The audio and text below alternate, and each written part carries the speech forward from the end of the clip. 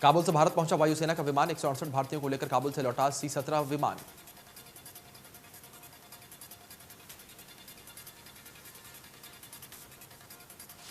Hindon airbase पर उतरा काबुल से लौटा C-17 विमान, भारतीयों के लौटने पर भारत मां की जय के नारे लगाए।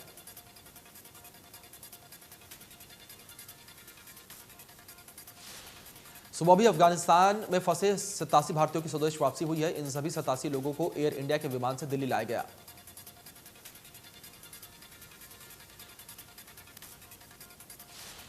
विदेश मंत्रालय के प्रवक्ता अरिंदम बागची ने देर रात ट्वीट करके बताया कि एयर इंडिया 1956 87 भारतीयों को लेकर कजाकिस्तान से नई दिल्ली के लिए प्रस्थान कर गया है। साथ ही बागची ने बताया कि इन यात्रियों को पहले काबुल से भारतीय वायुसेना के एक विमान से निकाला गया था। इसके अलावा 2 नेपाली नागरिकों को भी निकाला गया।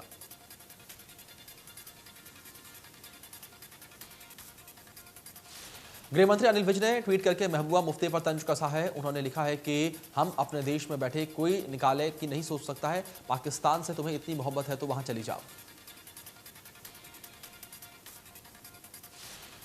भारतीय जनता पार्टी के वरिष्ठ नेता और उत्तर प्रदेश के पूर्व मुख्यमंत्री कल्याण सिंह का निधन शनिवार को हो गया।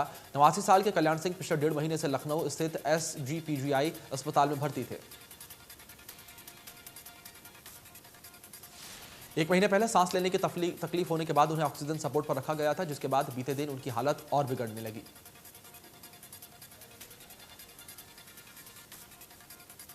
कल्याण सिंह को श्रद्धांजलि देने के लिए कई दिग्गज लखनऊ स्थित उनके आवास पर पहुंचे। इसी कड़ी में पीएम मोदी दिल्ली से लखनऊ पहुंचे और उनके निवास पर पहुंचकर उन्हें श्रद्धांजलि दी। इस दौरान पीएम मोदी ने मीडिया से बात करते हुए दुख जताया। उन्होंने मीडिया से बात करते हुए कहा है कि इस सबके लिए यह दुख की घड़ी है। प्रभु राम परिजनों को दुख सहने की शक्ति दें। उन्होंने कहा कि कल्याण सिंह हर किसी के प्रेरणा के केंद्र बने। देश ने एक सामर्थ्य नेता खो दिया।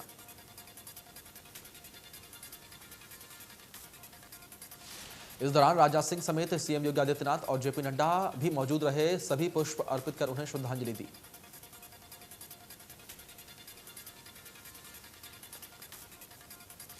बीजेपी अध्यक्ष जेपी नड्डा ने प्रधानमंत्री के सामने ही कल्याण सिंह के पार्थिव शरीर पर भाजपा का झंडा भी रखा। कल्याण सिंह की ये आखिरी इच्छा थी कि उनके निधन के बाद उनके शव पर बीजेपी का झंडा लिपटाया जाए। सीएम योगी आदित्यनाथ ने कल्याण सिंह को श्रद्धांजलि दी। उनके साथ बीजेपी के प्रदेश अध्यक्ष स्वतंत्र देव सिंह भी मौजूद रहे। यूपी के मुख्यमंत्री योगी आदित्यनाथ ने कल्याण सिंह के निधन पर शोक व्यक्त करते हुए उत्तर प्रदेश में 3 दिन का राजकीय शोक घोषित किया है। वहीं सीएम योगी ने प्रदेश में 23 अगस्त को एक दिन के सार्वजनिक अवकाश की घोषणा की है।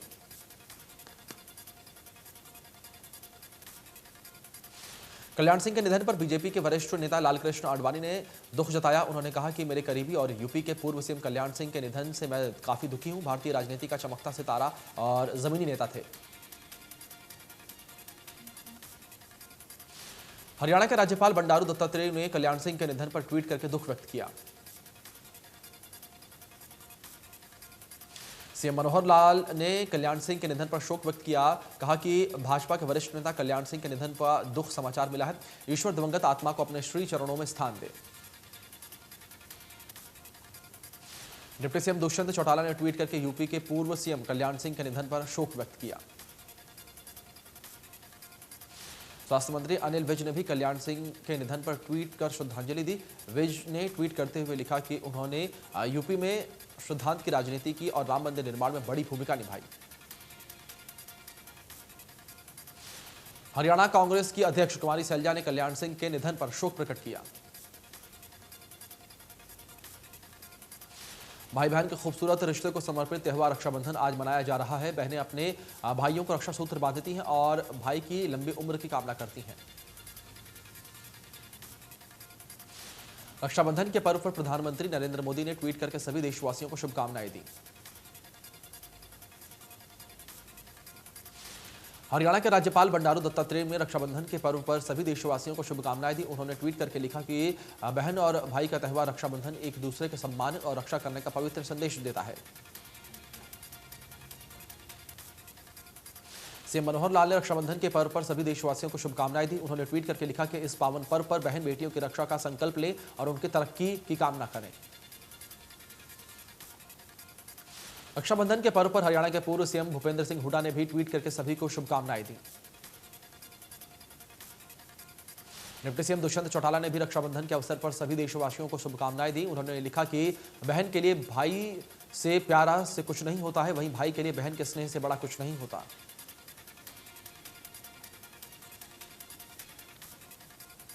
रक्षाबंधन के पर्व पर इनेलो नेता अभय चौटाला ने भी देशवासियों को बधाई दी। उन्होंने ट्वीट करके लिखा कि रक्षाबंधन का पावन पर्व सभी के लिए जीवन में खुशियां लाए, यश और सुख भी लेकर आए। प्रदेशाध्यक्ष कुमारी सैलजा ने भी ट्वीट करके सभी देशवासियों को रक्षाबंधन की शुभकामनाएं दी।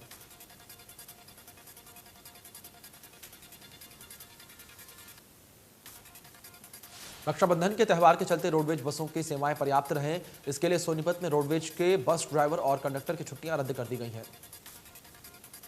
रक्षाबंधन के त्यौहार पर प्रदेश सरकार ने महिलाओं को बड़ा तोहफा दिया है, बस यात्रा फ्री कर दी है। सोमवार दोपहर 12 बजे तक महिलाएं रोडवेज की बसों में मुफ्त सफर कर सकेंगी। महिलाओं से टिकट न लेने का आदेश भी जारी किया गया है। साथ ही महिलाओं के साथ 15 साल तक के बच्चे भी मुफ्त यात्रा कर सकेंगे। नियमों का उल्लंघन करने के खिलाफ सख्त कार्रवाई की चेतावनी भी जारी की गई है। बता दें कि सोनीपत जिले में 167 बसें चल रही हैं, जिसमें 62 बसें गोहाना डिपो से और 105 बसें सोनीपत डिपो से चल रही हैं।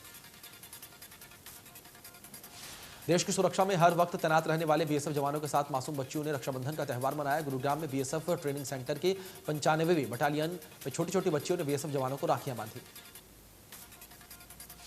जिसके बाद पूरा पंडाल तालियों से गूंज उठा। बीएसएफ जवानों को राखी बांधने के बाद बच्चियों ने भी खुशी जाहिर की। इस दौरान बीएसएफ के डीआईजी ने भी बच्चियों से राखी बंधवाई और रक्षाबंधन की शुभकामनाएं दी।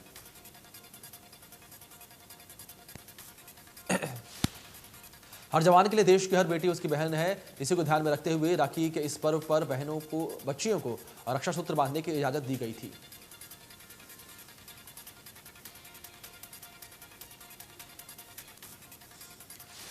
देश में फिर बढ़ने लगे हैं कोरोना के नए मामले। पिछले 24 घंटे में सामने आए 31,000 से ज्यादा नए मामले। कुल मरीजों की संख्या हुई 3,24,00,000 के पार। केरल में कोरोना का कहर बढ़ता ही जा रहा है। पिछले 24 घंटे में कोरोना के 17,106 नए मामले सामने आए हैं, जबकि एक दिन में 83 लोगों की मौत हो चुकी है। केरल में 1 लाख से ज्यादा एक्टिव केस मौजूद। महाराष्ट्र में 24 घंटे में कोरोना के 4,575 नए केस सामने आए हैं। एक दिन में 145 मरीजों ने दम तोड़ दिया। महाराष्ट्र में अब भी 53,000 से ज्यादा एक्टिव केस मौजूद। दिल्ली में 24 घंटे में कोरोना के 19 नए केस मिले हैं। एक दिन में 48 मरीज रिकवर भी हुए हैं। दिल्ली में अब भी 430 केस एक्टिव हैं। प्रदेश में कोरोना की दूसरी लहर पर लगी रोक। एक दिन में सामने आए 19 नए मरीज। एक दिन में एक मरीज ने तोड़ा दम। कुल मरीजों की संख्या हुई 7,70,000 के पार।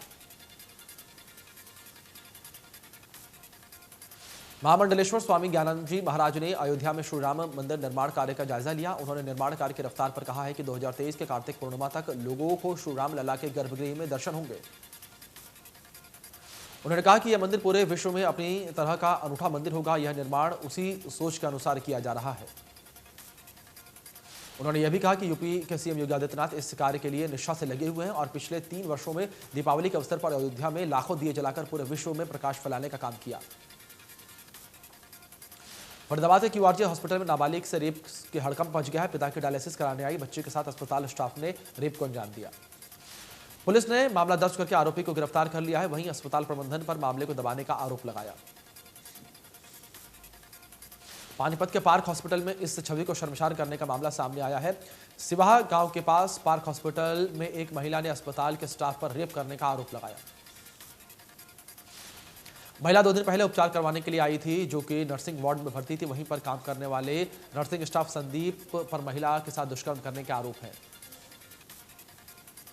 महिला के मुताबिक उसने आपबीती परिजनों को बताई, जिसके बाद परिजनों ने पानीपत के थाना समालखा में संदीप के खिलाफ शिकायत दी। पुलिस मामले की जांच कर रही है। रेवाड़ी के हलुडेहा गांव में 10 दिन पहले घर से लापता हुए 20 वर्षीय बीए द्वितीय वर्षीय छात्रा के साथ बंधा हुआ संदिग्ध अवस्था में गांव के जौहड़ में शव मिलने से दहशत फैल गई है। परिजनों ने हत्या की आशंका जताई है, जबकि पुलिस का कहना है कि पोस्टमार्टम रिपोर्ट आने के बाद ही स्पष्ट हो पाएगा।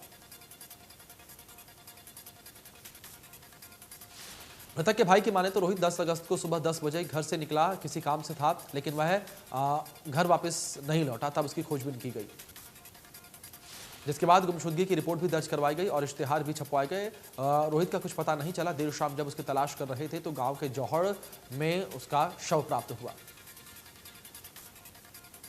साइबर सिटी के होटल में 36 वर्षीय महिला की हत्या का मामला सामने आया है। शहर के पॉश ओल्ड डीएलएफ इलाके के सटे होटल में महिला की चाकू से गोदकर हत्या कर दी गई। होटल के कमरे और लॉबी में हत्यारोपी ने एक के बाद एक कई वार कर महिला को मौत के घाट उतार दिया। हांसी के भिवानी रोड पर स्थित राम सिंह कॉलोनी में रिटायर्ड फौजी के अज्ञात लोगों ने गोली मारकर हत्या कर दी। पुलिस ने मौके पर पहुंचकर जांच पड़ताल शुरू कर दी है। अभी तक रिटायर्ड फौजी की हत्या के कारणों का पता नहीं चल पाया है। राम सिंह कॉलोनी निवासी 35 साल के ऋतुराज यादव ऋतिक करियाना स्टोर में एक चलाते थे। घायल फौजी को हिसार के निजी अस्पताल में ले जाया गया, जहां पर उपचार के दौरान उन्हें मृत घोषित कर दिया गया। वहीं घटना के बाद पुलिस मौके पर छानबीन के लिए पहुंची।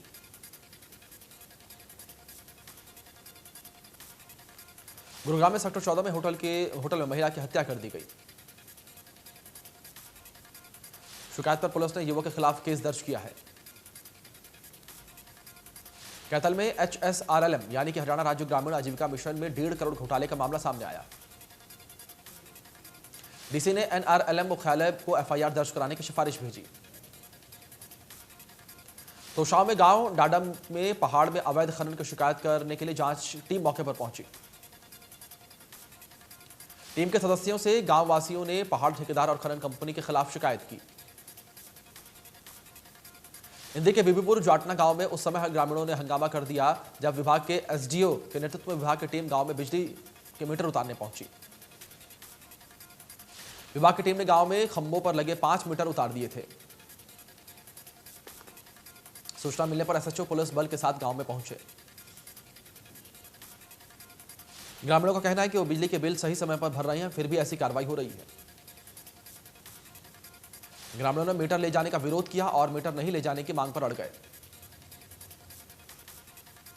पंचकुला यमुनानगर हाईवे के किनारे गांव नांगल में 25 फुट की गहराई में सीवरेज जुलाई का काम करते हुए 3 मजदूर मिट्टी के नीचे दब गए।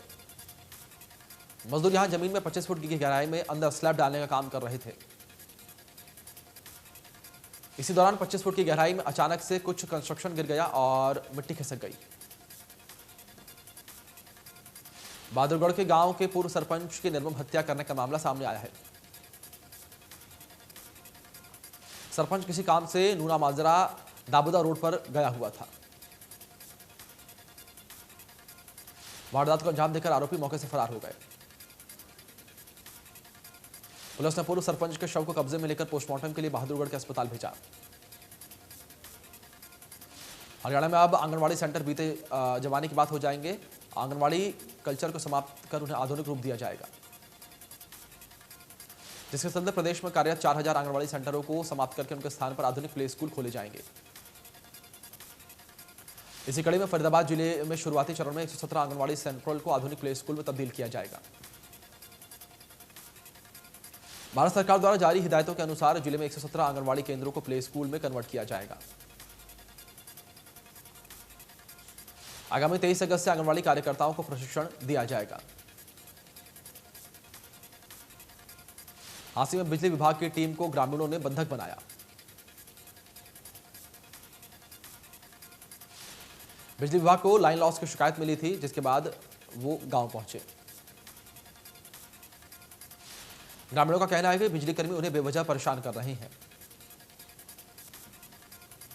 केंद्र सरकार द्वारा एक बार फिर से घरेलू गैस के रेट में 25 रुपए की बढ़ोतरी की गई है। गैस के लगातार बढ़ रहे दामों के विरोध में गोहाना में जनसंघर्ष मंच और समतामूलक महिला संगठन के कार्यकर्ताओं ने हंगामा किया। इस दौरान जनसंघर्ष मंच के कार्यकर्ताओं ने बढ़ाए गए गैस के दाम के अलावा बढ़े हुए पेट्रोल डीजल के भाव को भी कम करने की मांग की।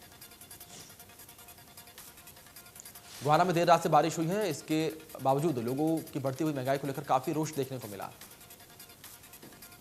पलवल में पुलिस अधीक्षक दीपक गहलोत ने अपने कार्यालय के बाहर जनता दरबार लगाया। कुछ कार्यकर्ताओं का तो मौके पर समाधान कर दिया और कुछ शिकायतकर्ताओं को आगे का आश्वासन दिया। महम चौबीसी के ऐतिहासिक चबूतरे पर 29 अगस्त को ओबीसी समाज की महापंचायत होगी। महम कस्बे के ओबीसी समाज के नेता महापंचायत के लिए ग्रामीणों को निमंत्रण दे रहे हैं। ओबीसी समाज राजनीति में 27% आरक्षण की मांग कर रहा है।